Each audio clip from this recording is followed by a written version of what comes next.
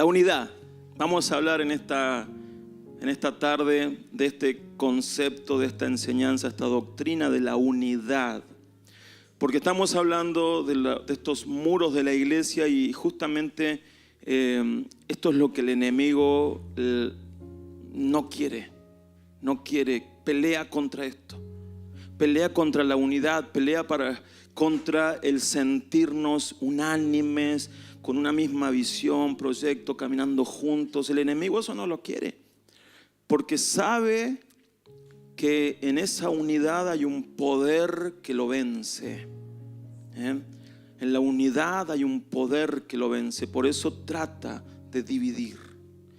Y en los versículos que habíamos leído, yo le voy a leer Hechos 2:41 al 47, que es el pasaje que nos estamos guiando. Dice así: fue así como los que recibieron su palabra fueron bautizados, y ese día se añadieron como 3,000 personas, las cuales se mantenían fieles a las enseñanzas de los apóstoles y en el mutuo compañerismo, en el partimiento del pan y en las oraciones.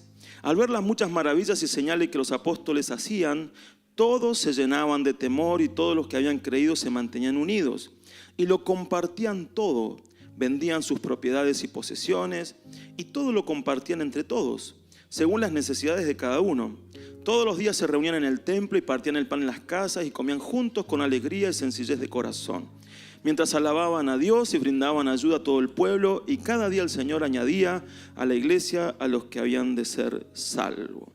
No sé si notó, pero habla mucho de la unidad. Dice en los primeros versículos, dice, los cuales se mantenían fieles a los apóstoles y en el mutuo compañerismo. Pasala por favor la otra. En el mutuo compañerismo. Después dice, todos los que habían creído se mantenían unidos y los compartían todo. Vendían sus propiedades y posesiones y todo lo compartían entre todos según las necesidades de cada uno. Y dice, y todos los días se reunían en el templo y partían el pan en las casas y comían juntos con alegría y sencillez de corazón. Todo esto habla de la dinámica que había en la iglesia. Una dinámica constante de unidad. Y estamos hablando de una iglesia en un contexto bastante adverso, difícil, violento, pero la iglesia se esforzaba por mantener la unidad. Y una de las cosas que me llama la atención acá, que dice todos los días,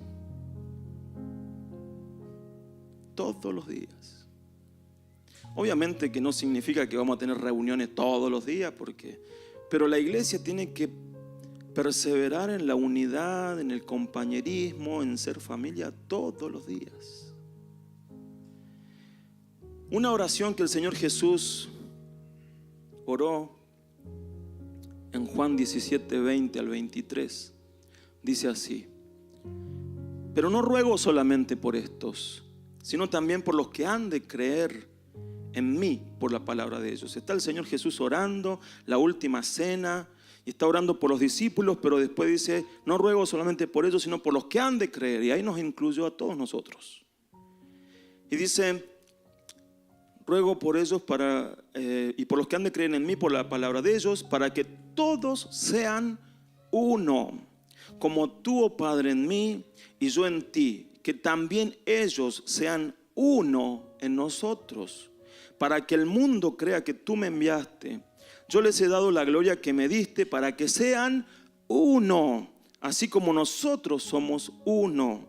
Yo en ellos y tú en mí, para que sean perfectos en unidad, para que el mundo crea que tú me enviaste y que los has amado a ellos como también a mí me has amado. ¿Vieron el énfasis? Que sean uno, que sean uno, que sean uno, que sean perfectos en unidad. Esa es la oración que hace el Señor Jesús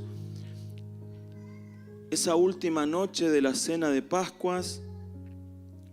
Y antes incluso de que se forme la iglesia, porque la iglesia nace con la venida del Espíritu Santo, pero Él ora que sean uno. Entonces, mis hermanos, en primer lugar, yo debo tomar la unidad de la iglesia como la respuesta a la oración del Señor. ¿Te interesa lo que oró el Señor Jesús? ¿Te interesa que el Señor Jesús oró por unidad para su pueblo? Vos sos la respuesta. Cada uno de nosotros, como cantamos muchas veces, ¿no? Quiero ser la respuesta a tu clamor. Como cantamos muchas veces esa canción con alegría y devoción, pero la respuesta a muchos de los clamores del Señor somos cada uno de nosotros. La respuesta a esta oración, que sean uno, está en vos y en mí. Nosotros somos la respuesta. Entonces, en primer lugar, mi hermano, debo tomar la unidad de la iglesia y esforzarme por la unidad de la iglesia como respuesta al clamor del Señor. Y esa parte nos corresponde a cada uno. A veces oramos, Señor, queremos ser unidos, pero si yo no hago mi parte, porque el Señor no te va a obligar.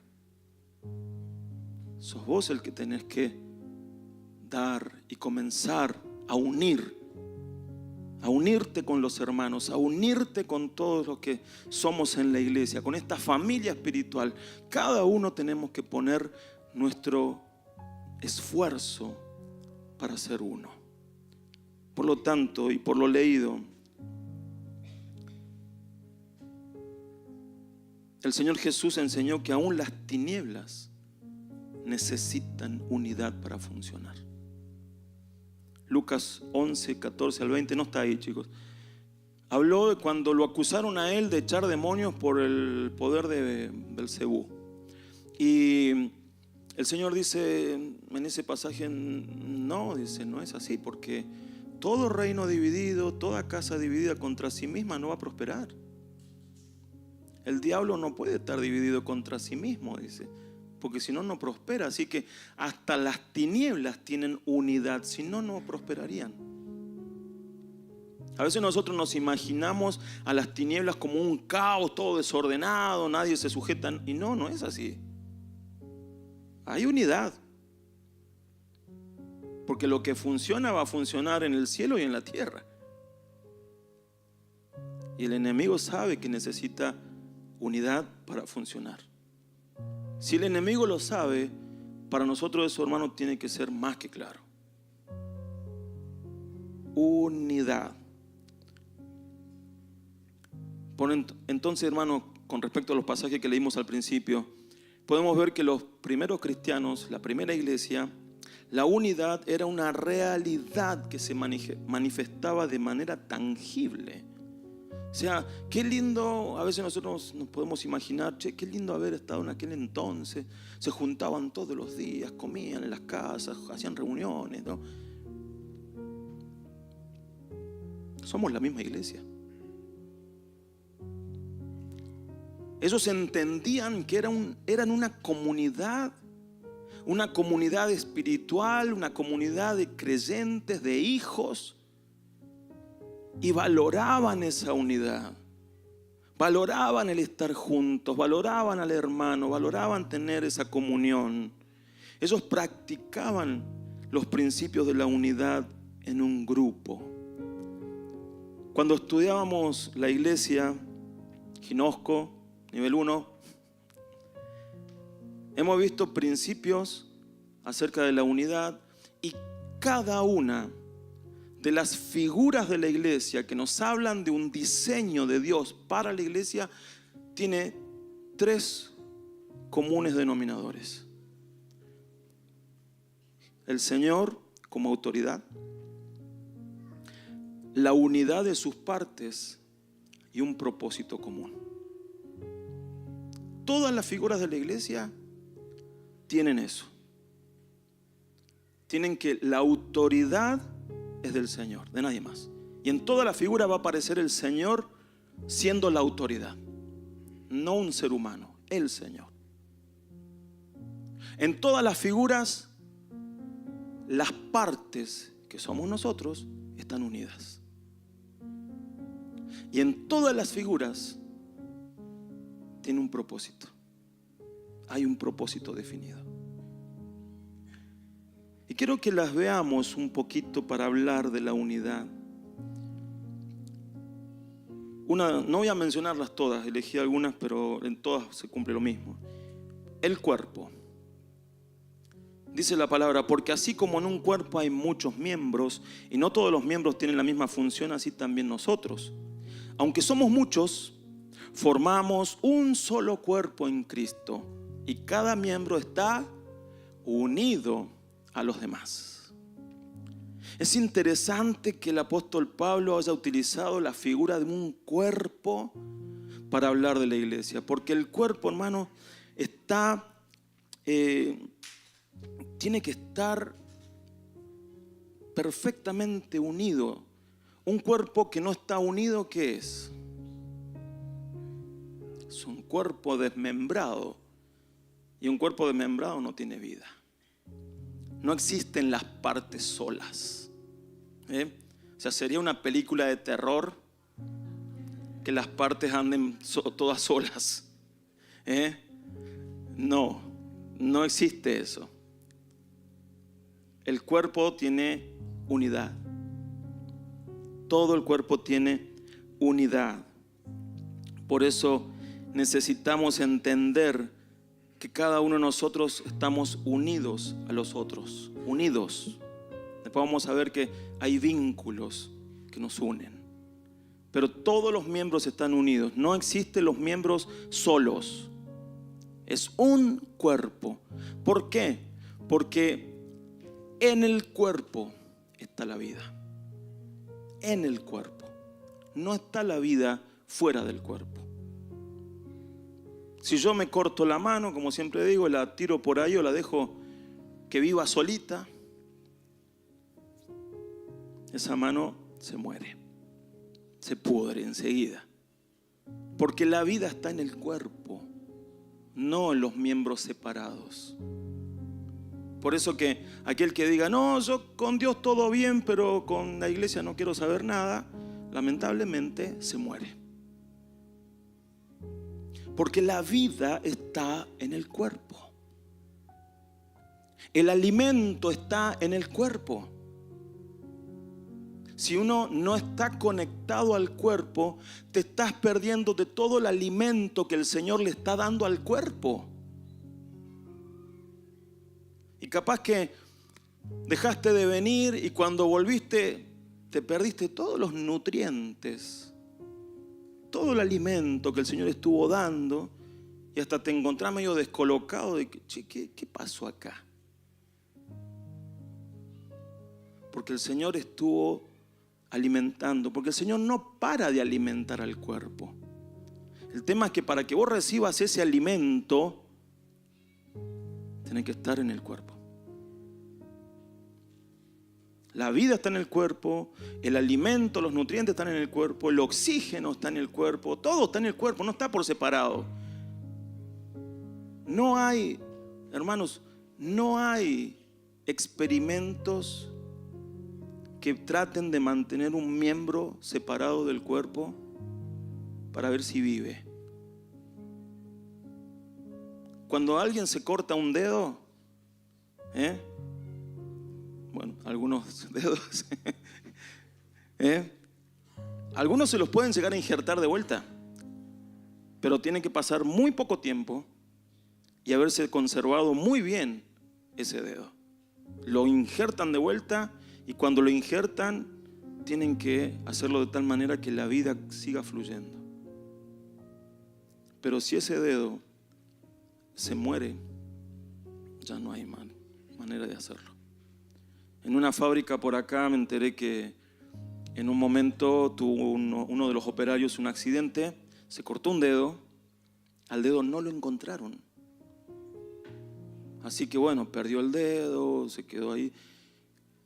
Y a los meses encontraron el dedo, ¿no? todo seco, todo mal.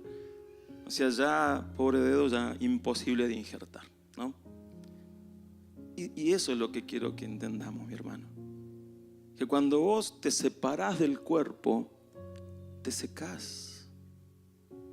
Se va la vida, se va el alimento, se va el oxígeno, se va lo que te mantiene vivo.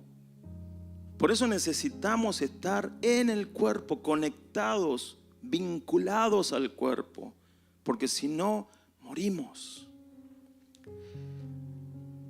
Otra figura de la iglesia que nos habla de la unidad es la familia. Efesios 2:19 dice: por lo tanto ustedes ya no son extranjeros ni advenedizos, sino conciudadanos de los santos y miembros de la familia de Dios. ¿Y qué significa ser miembros de una familia? O sea, yo para entrar en una familia primero tuve que haber nacido. Y voy a tener las características, el ADN de esa familia. Porque fui engendrado ahí, porque fui formado y nací dentro de una familia. Todos los bebés, salvo que, bueno, esos casos extremos, pero la mayoría de familias que tienen hijos nacen a una familia y ya maman la cultura, maman todo lo que son como familia. Nosotros, mis hermanos, hemos nacido a una nueva realidad, que es una realidad espiritual, por eso se le llama nuevo nacimiento. El día que conocimos al Señor, el día que el Señor tocó nuestras vidas, el Espíritu Santo nos hace nacer otra vez. Ese día que vos decís es un antes y un después de Cristo. Y empezamos a hablar de ese día como yo antes era así. Ahora de ahí para acá soy otras cosas. Porque te das cuenta que algo pasó. Te das cuenta que naciste. No es que te cambiaste de religión.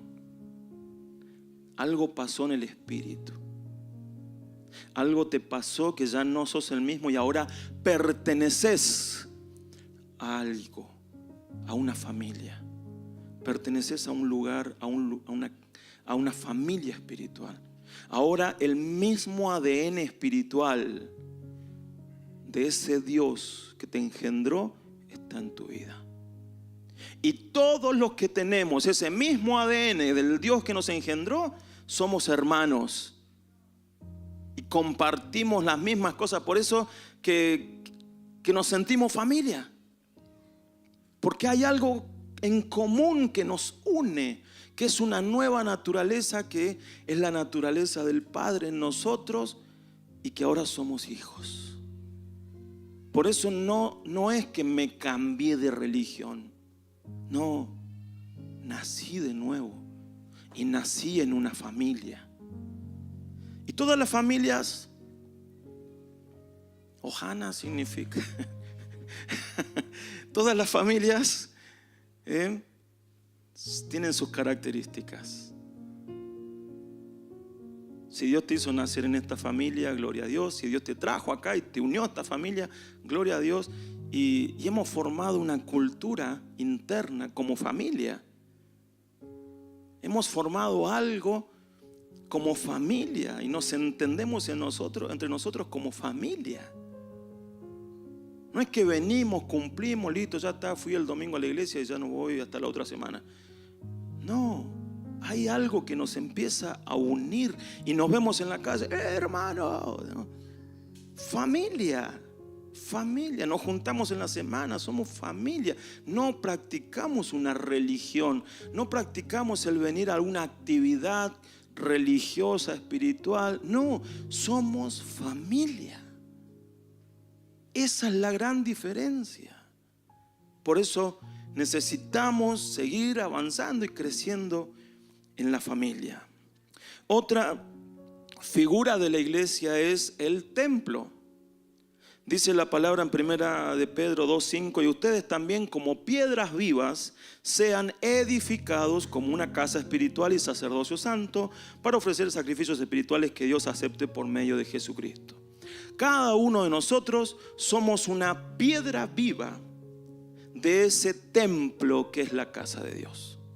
A veces se habla del chiste ese por los tamaños de los cuerpos y forma de los cuerpos, si somos capillitas, catedrales, no. Pero déjeme decirle que teológicamente es errado, porque lo que habla la palabra es que todos nosotros y cada uno somos una piedra viva de ese templo. Dios tiene un solo templo y cada uno de nosotros somos piedras vivas de ese templo. Y piedras vivas que tuvimos que ser sacados de una cantera y trabajados para formar parte del templo. Fíjese, yo puse ahí la imagen, cómo trabajaban la piedra para que encastre con las otras.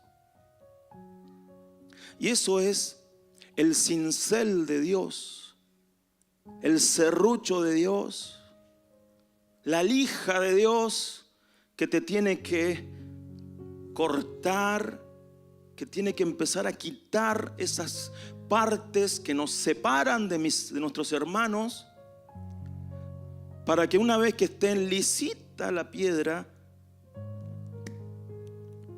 nos unamos. No nos puede dejar con partes medias chuecas, porque esas partes medias chuecas, al juntarse con la otra, va a dejar huecos. Por eso tienen que cortar.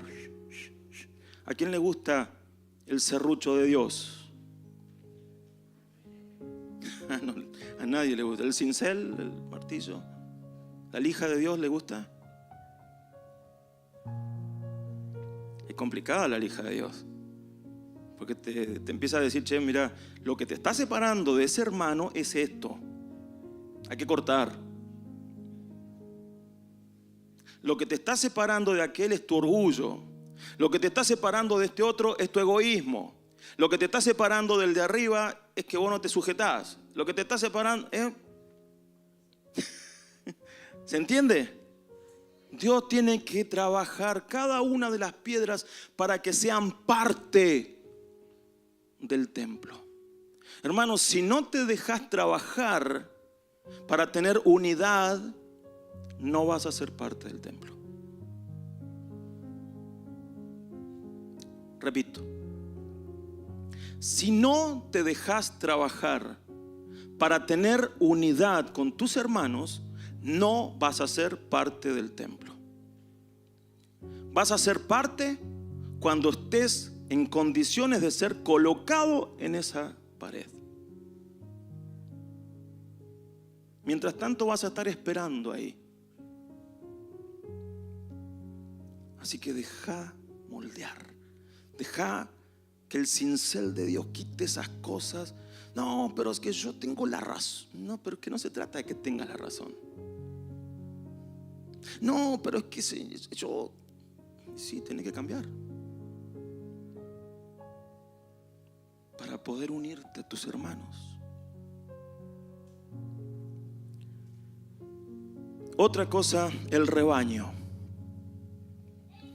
Dice, yo soy el buen pastor, yo conozco a mis ovejas y ellas me conocen a mí. Así como el Padre me conoce a mí, yo conozco al Padre, yo pongo mi vida por las ovejas. También tengo otras ovejas que no son de este redil.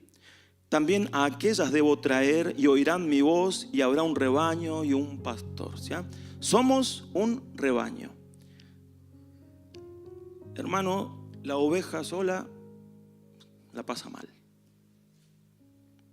La oveja sola se muere. La oveja sola la caza un lobo, es presa fácil.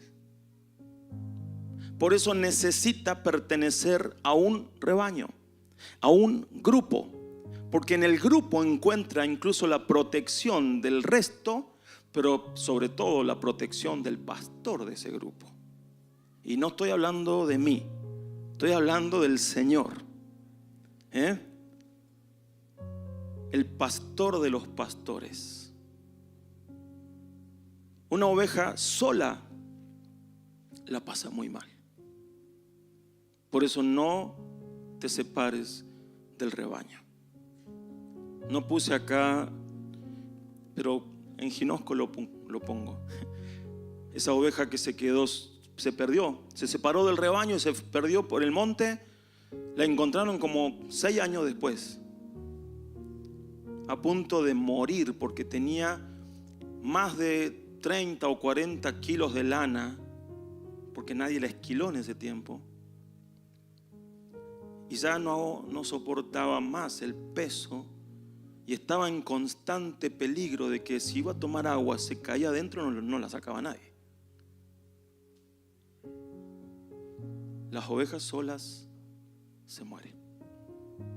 Por eso necesitamos de estar en el grupo, en el rebaño.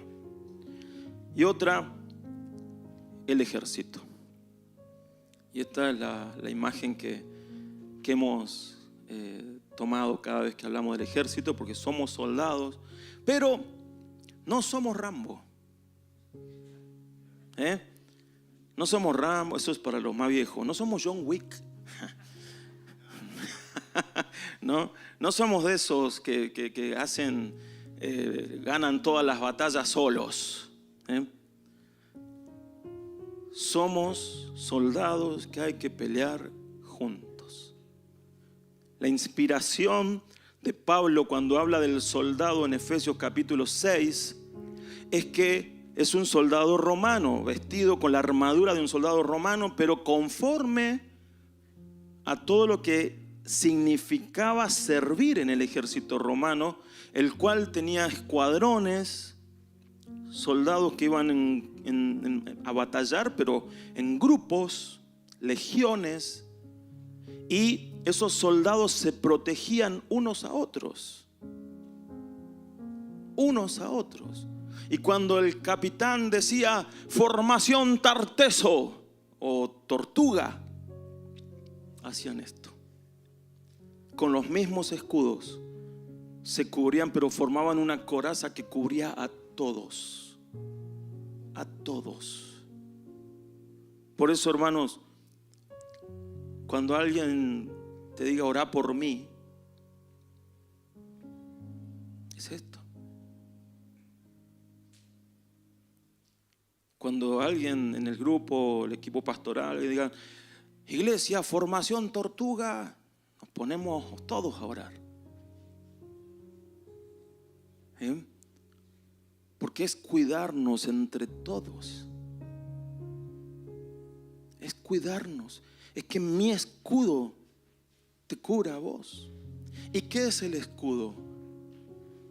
Según Efesios capítulo 6. ¿Qué es la fe? La fe.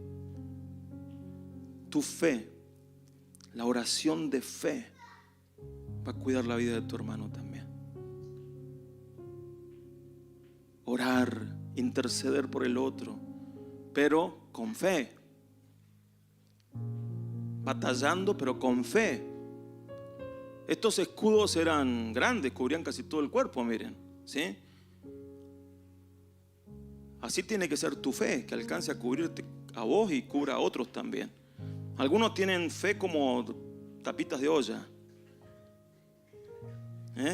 No alcanzan a cubrirse ni ellos. Disculpen la figura muy... ¿No?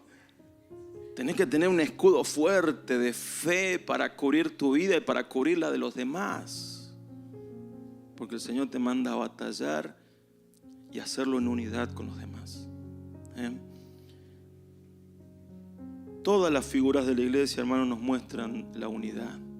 No he mencionado la novia, pero es un cuerpo. La vid verdadera, bueno, ahí básicamente es estar unido a la planta y todos unidos a la misma planta. Todas las figuras nos hablan de unidad. Y es en lo que tenemos que trabajar. No es simplemente saberlo, sino hacerlo, trabajarlo, desarrollarlo. Los pasajes que leímos al principio de la vida en comunidad nos muestran los principios que la iglesia se basaba. Y quiero tomarme un momentito para desarrollar un poco ese pasaje, porque saqué algunas conclusiones en base a cómo lo decía: mutuo compañerismo, se mantenían unidos, partían el pan en las casas, etcétera, etcétera, ¿no? Así que vamos a verlo, cómo vivían ellos. Y en primer lugar de ese mutuo compañerismo, se mantenían unidos. Esta es una actitud constante de unidad, algo por lo que debo luchar y esforzarme. Mutuo compañerismo, la palabra compañerismo es una palabra que a muchos les va a sonar, que es la palabra koinonía. Hay un grupo de música por ahí que habla de koinonía. En el pasado muchas veces se practicaba, vamos a tener un tiempo de koinonía, y era un picnic o una cena de iglesia. Pero la koinonía es mucho más que eso.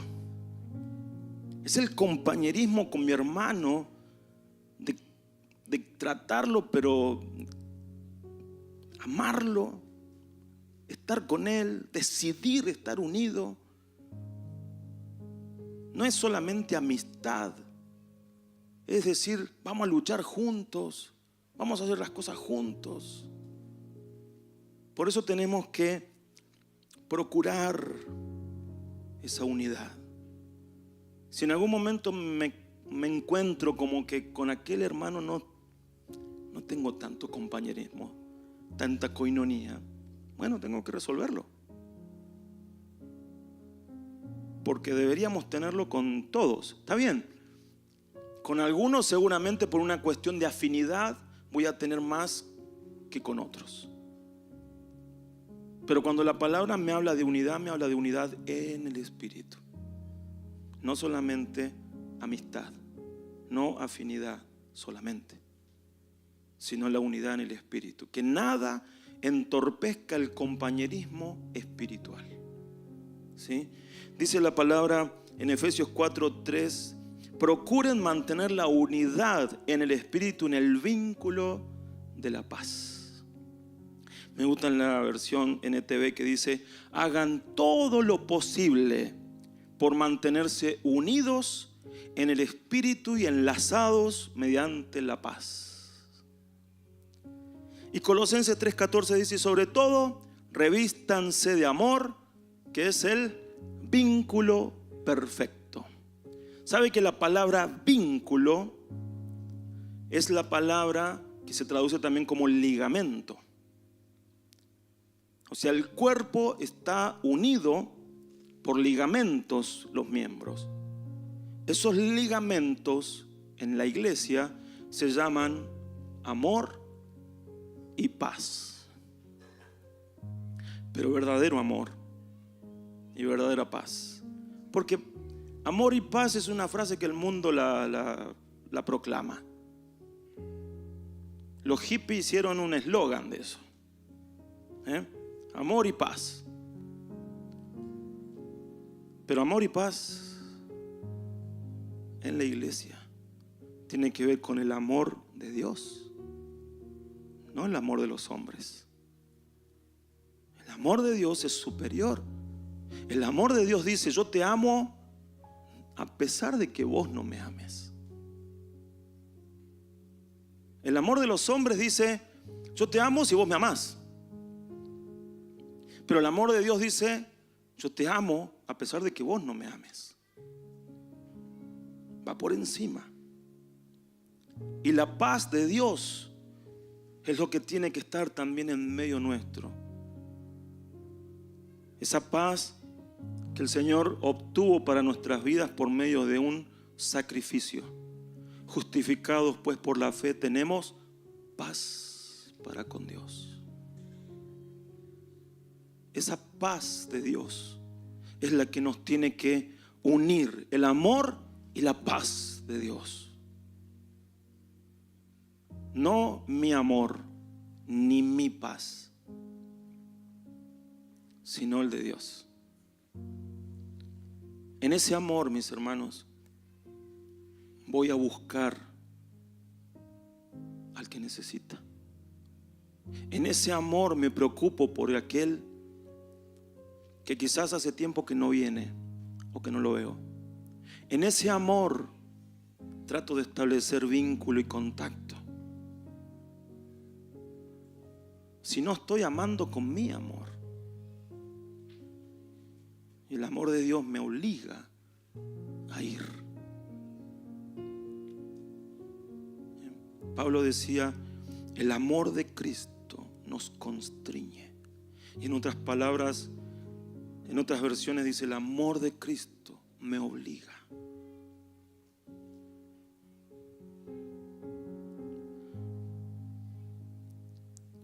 Segunda cosa, partían el pan en las casas, comían juntos con alegría y sencillez de corazón. Estos párrafos nos muestran una dinámica social muy fuerte en la iglesia, entre los hermanos. Se juntaban a comer. ¿Cuándo fue la última vez que te juntaste a comer? A ver, lo que se juntaron esta última semana, a ver, a comer con alguien. Levante la mano. Bien. Lo que se juntaron en estos últimos 15 días a comer con alguien. Hagamos hacerlo al revés.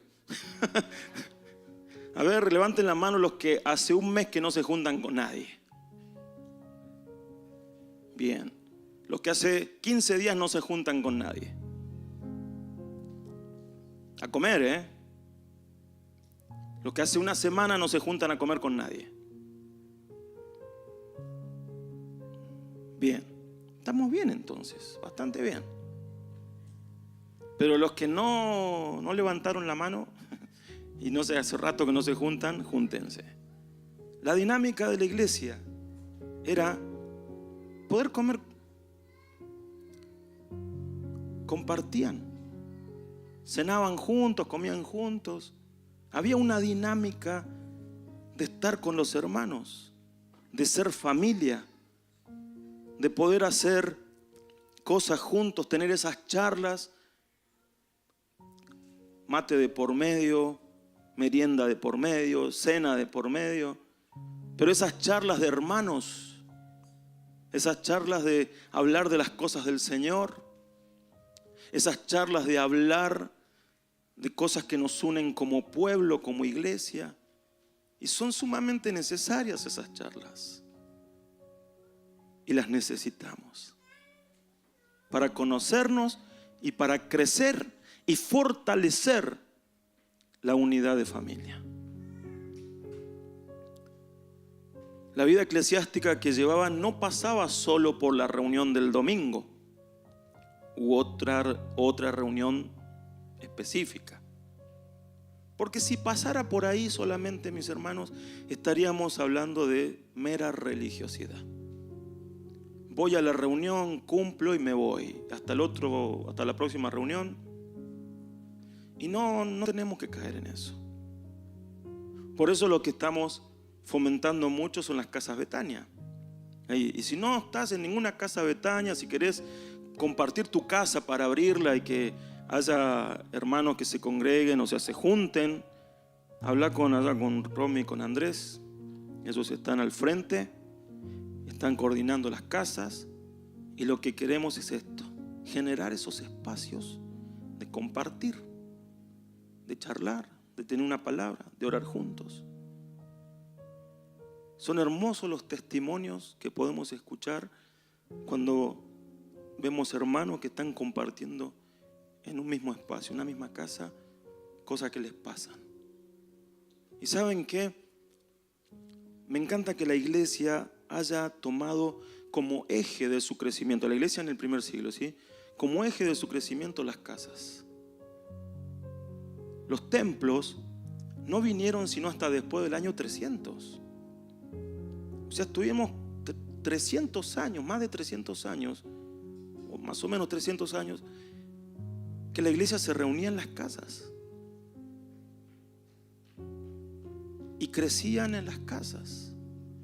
Por eso que cuando leemos algunas cartas de Pablo dice: a la iglesia tal en la casa de... porque lo hacían en las casas.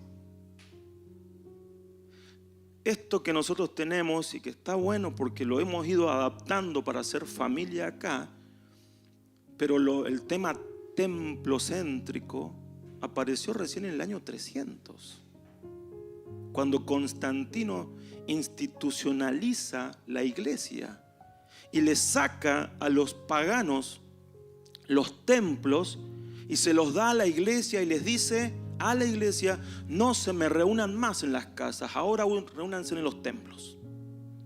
Y allí rompió con un diseño. Por eso es diabólico eso. Rompió con un diseño que Dios venía trayendo con la iglesia. Y allí es cuando se empieza a separar el clero de los laicos. Y en el clero empiezan a haber títulos y posiciones cada vez más altas. Y eso no pasa en las casas. Porque en las casas somos todos iguales. Y en las casas todos podemos aportar. Acá, por ejemplo, algunos podemos manifestar nuestros dones y bendecir y edificar. Algunos. En las casas todos pueden manifestar sus dones y edificar al hermano. Por eso, hermano, si el Señor hoy te está tocando y te dice: la verdad que necesito estar en una casa, o quiero abrir mi casa, obviamente que en tus tiempos y todo lo que se pueda, pero ese es un lugar que el Señor puede trabajar y puede hacer grandes cosas. Me encanta esta frase que dice que comían juntos con alegría y sencillez de corazón. Lo que indica que lo hacían porque querían, voluntariamente, en la simpleza, en la sencillez. Acá tengo un hermano que siempre me dice: che, juntémonos, aunque sea a comer unos fideos con tuco. Todavía no me los hace, pero ya vamos a...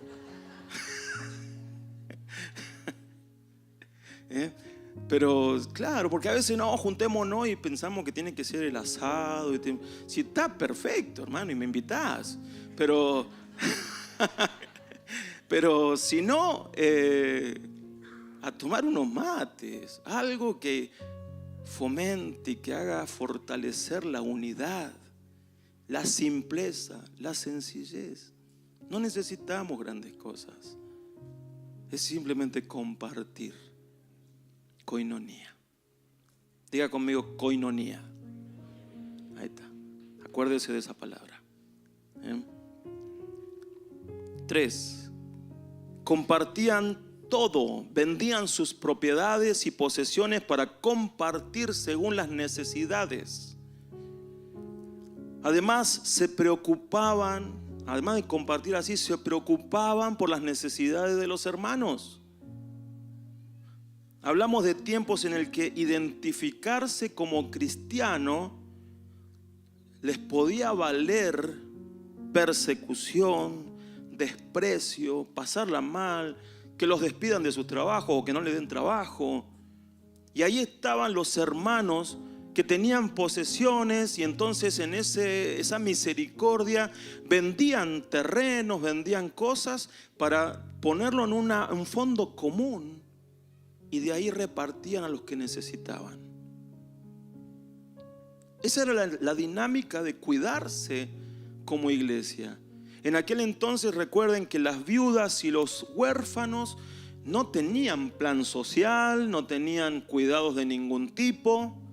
Y la iglesia se hacía cargo de ayudarlos, de sostenerlos, de darles lo que necesitaban. Por eso, mis hermanos, cuando veas a un hermano en necesidad, no solamente le digas: voy a estar orando por vos, porque lo primero que nos sale, ¿no?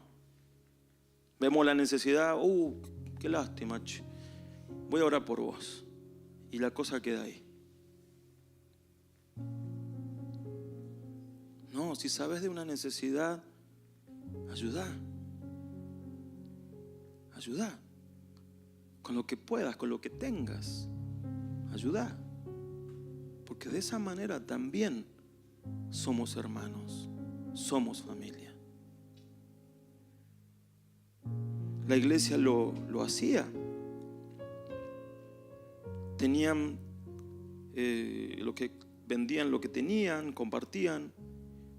En un mundo como el de hoy actual, donde lo único que importa es si yo estoy bien, entrar en una comunidad que comparte y se ayuda mutuamente rompe los esquemas.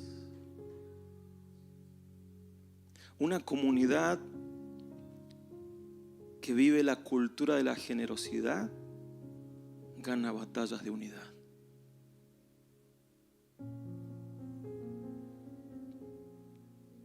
Por eso, ocupémonos. Bien, pero ¿cómo voy a saber yo si un hermano está en necesidad? Compartiendo, conociendo, enterándome.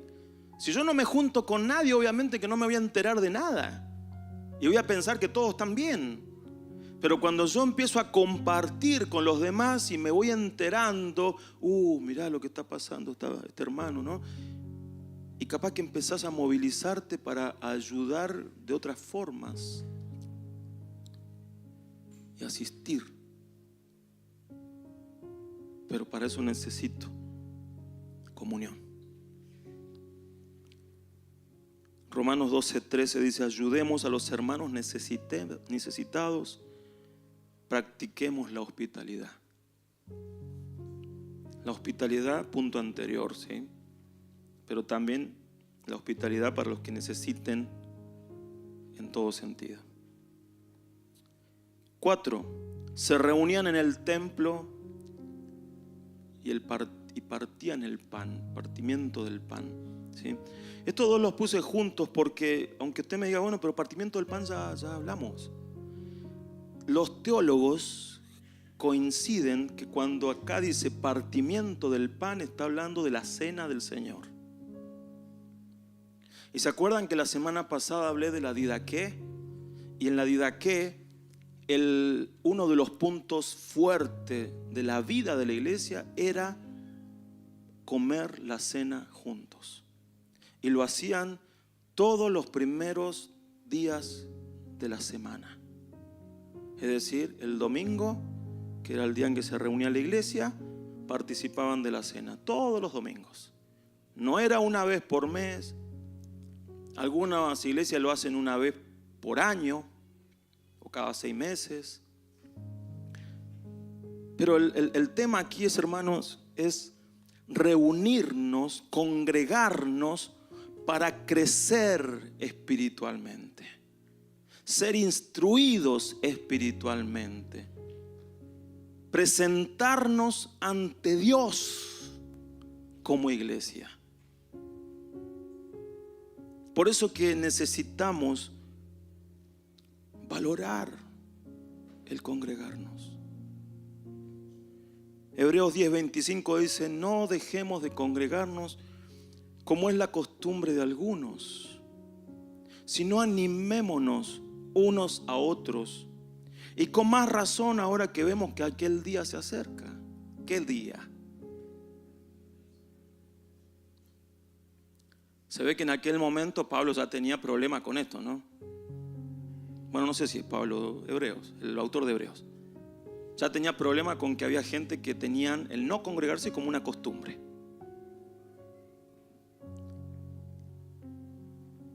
Y es algo que tenemos que empezar a valorar.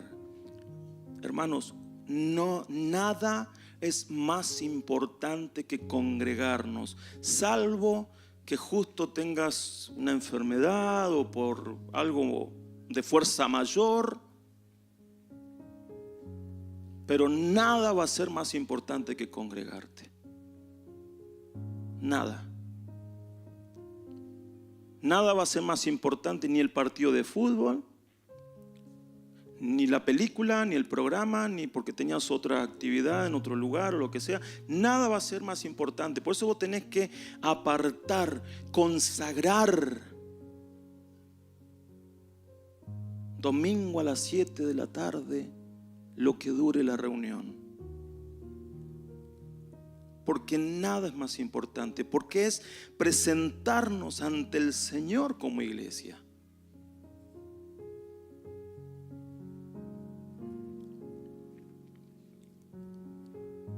Las ausencias, voy a decir algo fuerte, las ausencias injustificadas son un mensaje de desunidad.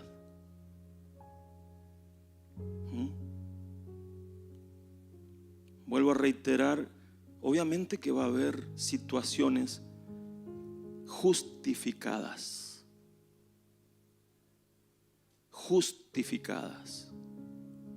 Pero una ausencia injustificada es un mensaje.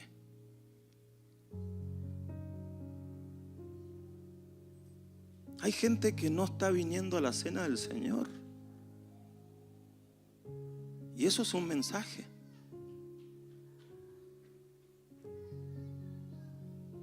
Y ahora encima va a tener la cena allá en el oeste también, así que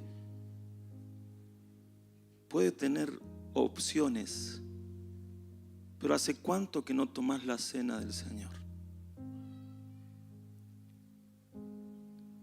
Y la iglesia del primer siglo, la primera iglesia, tenían como un fuerte de su vida espiritual el congregarse, el tomar la cena juntos. No minimices la cena, vos tenés que participar de la cena, tenés que estar en la cena. No es para decir, sí, es una reunión más. No, no es una reunión más. No es una reunión más. Y tu ausencia es un mensaje también.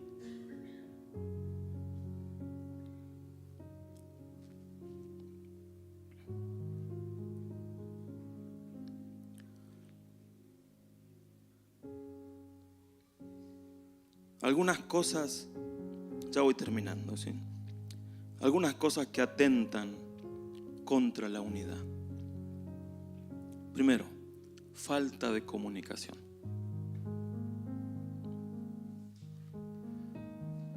El viernes veíamos un poquito esto, cómo era de importante para llevar un proyecto adelante la comunicación. Cuando no tenemos comunicación entre nosotros, o cuando no hablamos el mismo idioma y tenemos las mismas palabras, como dice la Escritura, y empieza a haber malos entendidos, empezamos a hacernos la cabeza con cosas que no existen.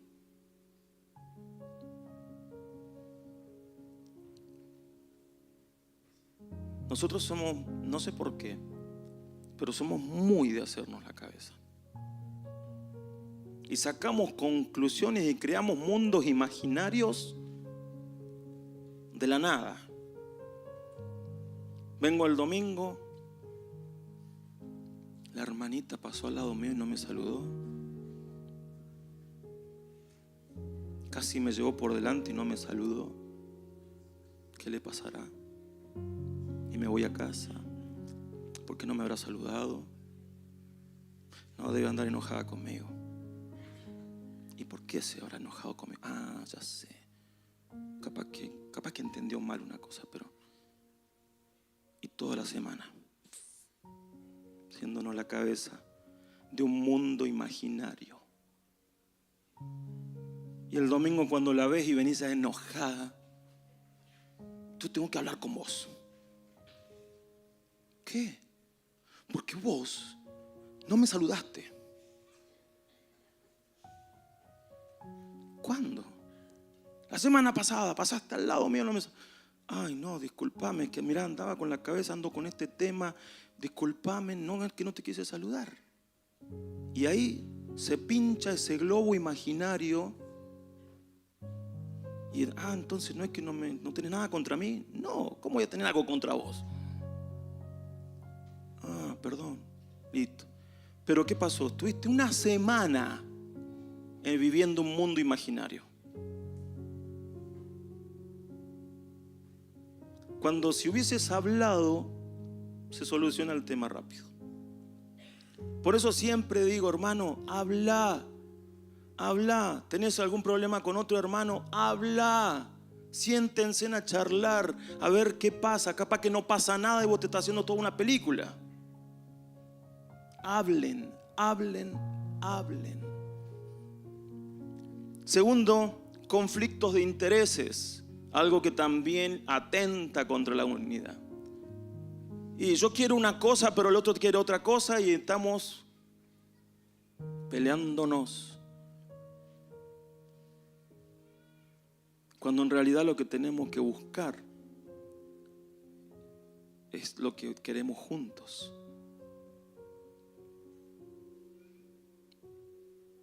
No se trata, como decimos siempre, de... No, eso lo voy a decir en la otra. Tercero, diferencias de opinión.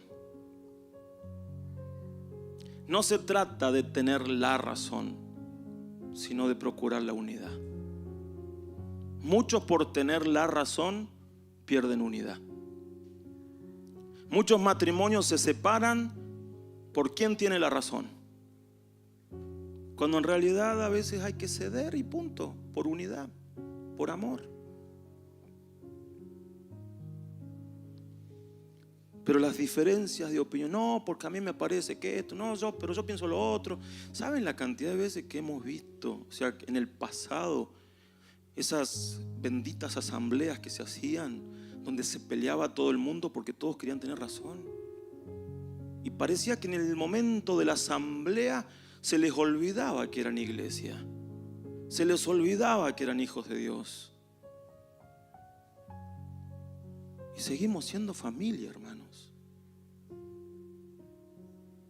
Somos familia. Y aunque tengamos, o sea, yo entiendo que una cosa es tener unidad, pero no uniformidad. La uniformidad es que todos tenemos que ser iguales y todos tenemos que pensar iguales. La unidad es que a pesar de que no pensamos iguales, estamos apuntando a vivir unidos. Porque yo sé que me junto con algunos de ustedes y no pensamos iguales. Algunos son pecadores de River.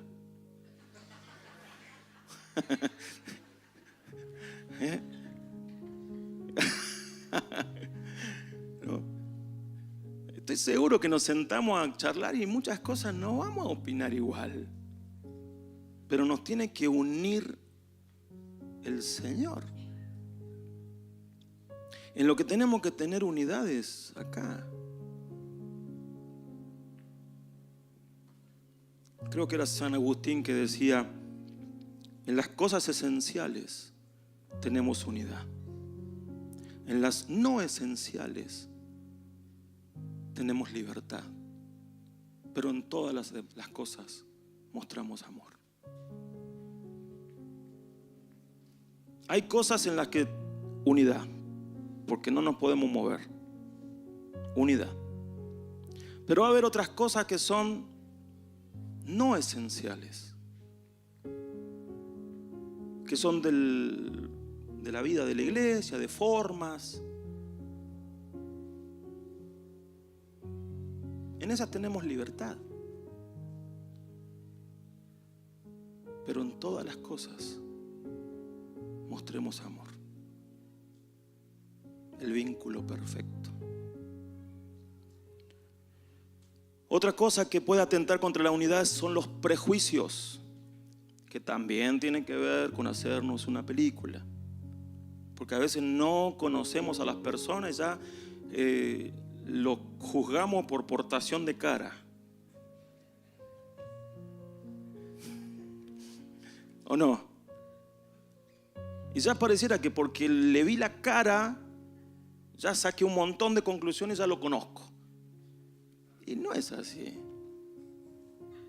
Cuando comenzás a conocer a las personas y te das cuenta que no era tan así, y que al final te terminó agradando y te terminaste haciendo amigo, amiga, y terminaste siendo recompañeros. Dejemos los prejuicios de lado. Dejemos los prejuicios en lo que mi hermano está haciendo. ¿Y por qué está haciendo eso?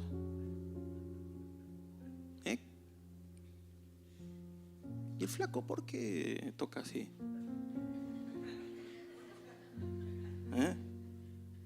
Y empezamos a sacar. ¿Y por qué la flor está tocando el bajo?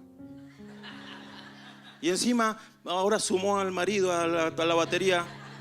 Está tomando lugar por todos lados. Y empezamos a ver, ¿vieron? Empezamos a sacar conclusiones y ser prejuiciosos sin tener conocimiento de cómo se mueven las cosas. No, dejemos los prejuicios de lado. Amor, el vínculo perfecto. Falta de empatía. El que no me interesa, que no me importa. Veo que un hermano está pasando una necesidad. No me importa. No me interesa. ¿Sabes qué van a hacer? Una reunión. Tengo cosas más importantes para hacer. No me interesa. Che, nos vamos a juntar con los muchachos, vamos a hacer una comidita, venite, vamos a orar y vamos. No me interesa. Prefiero otras cosas. O sea, siempre. Y eso no fomenta unidad. Y por último, en esto, los pecados que Pablo tanto habla. La envidia. ¿Por qué mi hermano está creciendo más que los otros? Porque en vez de preguntar eso, no te preguntas por qué vos no estás creciendo. No, pero mirá, mi hermano se compró eso, qué sé yo nunca. Pero, a ver, en vez de alegrarte porque con la prosperidad de tu hermano, tenés envidia. La envidia no es del Señor. La envidia es de la carne y del enemigo. Los celos. Ay, no, pero el pastor lo quiere más a él que a mí.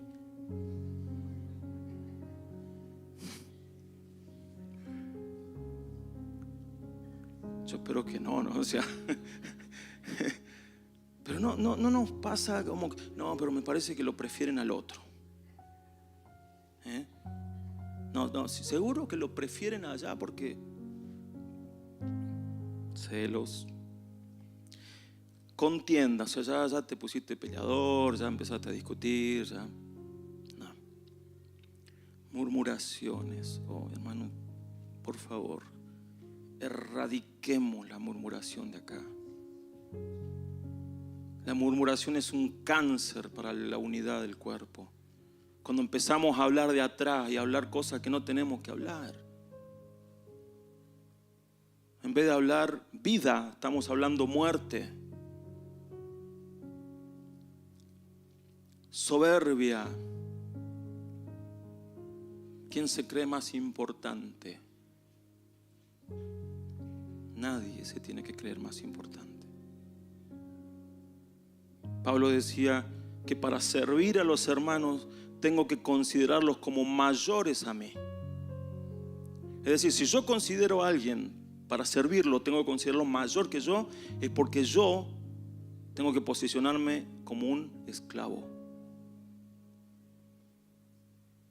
Porque los esclavos eran los que estaban obligados a servir a los otros considerándolos mayores. No es que, no, porque acá yo soy el pastor, levantá ese papel.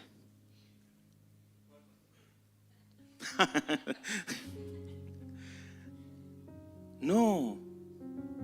Mantengámonos como el Señor nos enseñó. Sean mansos y humildes, dijo el Señor. Aprendan de mí. Y mantengámonos en esa humildad. Nadie es más importante que otro. Delante del Señor somos todos iguales. Tendremos roles, funciones en la iglesia, pero no somos más importantes. Y cada cosa que hacemos lo hacemos del servir, servir a mi hermano porque yo le estoy sirviendo a mi hermano. Hermanos, acá yo no estoy porque soy el más importante y le tengo que dar una palabrita a ver si le gusta. No, yo le estoy sirviendo. Tuve que preparar esto. Mi esposa es testigo. Anoche estuve hasta las 2 de la mañana. Hoy estuve todo el día preparando esto para darle a usted. Porque pienso en usted. Porque quiero que crezca. Yo le sirvo a usted. Yo le sirvo. Yo acá no le estoy trayendo ninguna revelación en este momento. O por lo menos. Y simplemente le estoy dando un plato que la palabra nos da. Y por último, la falta de perdón. ¿Qué está pasando? La falta de perdón. ¿Cuánto daño hace el ofendernos justificada e injustificadamente? Pero peor daño hace cuando no perdonamos. La ofensa ya es un pecado, sí, justificado e injustificado, porque hay veces que nos ofendemos queriendo y otras veces sin querer. Pero el gran problema está en no perdonar. No perdonar. Cuando no perdonamos, y lo hemos estado viendo con los hermanos de Ginosco y en otros momentos, cuando no perdonamos, entramos en un tormento, en una cárcel de sufrimiento, de amargura. Se nos nubla todo. Por eso necesitamos perdonar. Perdonar.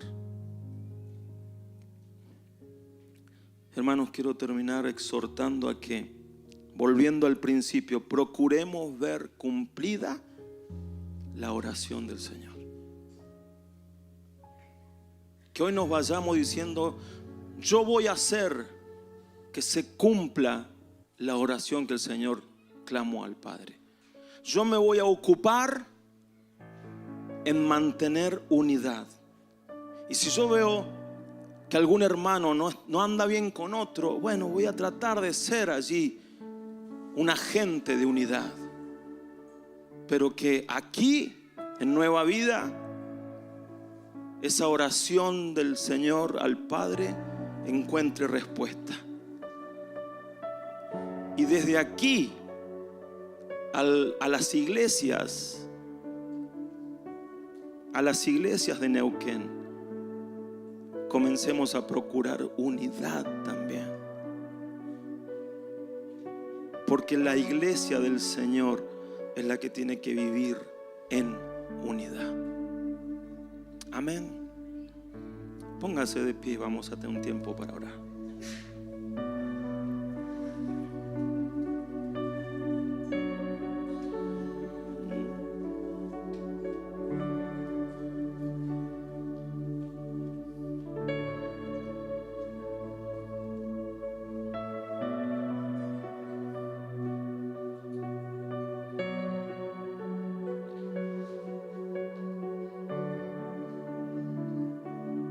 Papá, en el nombre de Jesús, gracias te damos, Señor, por tu amor, por tu gracia con nuestras vidas. Gracias, Señor, porque vos nos amás a cada uno, pero también has pensado en esta familia, en tus hijos que formamos la iglesia. La has pensado, Señor, como un cuerpo unido, como una familia unida, como un rebaño unido, como un ejército unido, un templo unido. La has pensado, Señor, para que en ella se manifiesten los principios de la comunión, del compañerismo. Y queremos hacerlo, Señor. Papá, mostranos aquellas cosas en las que la unidad se ve afectada.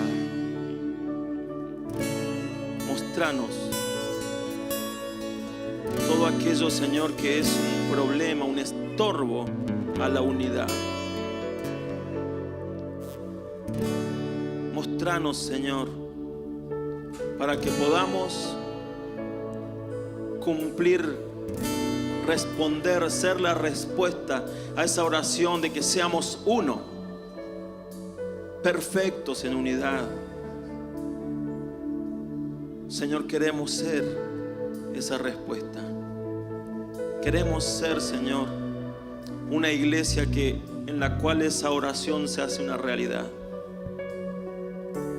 Perdónanos si no nos hemos esforzado en la unidad. Perdónanos si hemos mantenido por orgullo divisiones, peleas, contiendas o alguna de estas cosas que estuvimos viendo y que no tienen nada que ver con tu espíritu de unidad. Señor, ayúdanos a ser un cuerpo unido, una familia unida.